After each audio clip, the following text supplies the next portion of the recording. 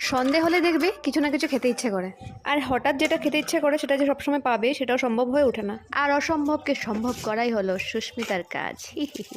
দুপুরবেলায় আমি ভিজিয়ে রেখেছিলাম মটর, ওই যে রাতে ডিনারে ঘুগনি বানাবো বলে। আর আমি সন্ধ্যার পর মটরটা সিদ্ধ করার জন্য প্রেসার কুকারে দিলাম।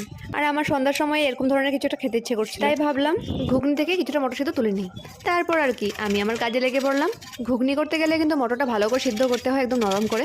আমি কিন্তু 60% মতো সিদ্ধ করে নামিয়ে নিয়েছি। পরে ঘুগনির জন্য আরেকটু সিদ্ধ করে নেব। তারপর একটা প্লেটে কিছুটা মটর নিয়ে নিলাম, পেঁয়াজ কুচি করে নিলাম, লঙ্কা কুচি, আদা গ্রেট করে দিলাম, গন্ধরাজ লেবু গ্রেট করে, আর ছোট ছোট করে কেটে দিলাম কিছুটা লেবু।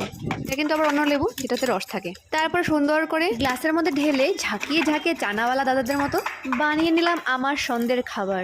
গ্লাস থেকে প্লেটে ঢেলে এবার আমি একটু তেল দিয়ে দিচ্ছি, কাঁচা সর্ষের তেল। এবার সুন্দর করে চামচ দিয়ে মিক্স করে নিলেই বাস হয়ে গেল রেডি।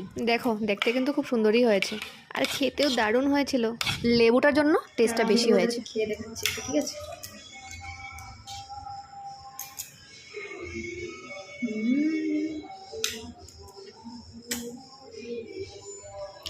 টেস্টি হয়েছে।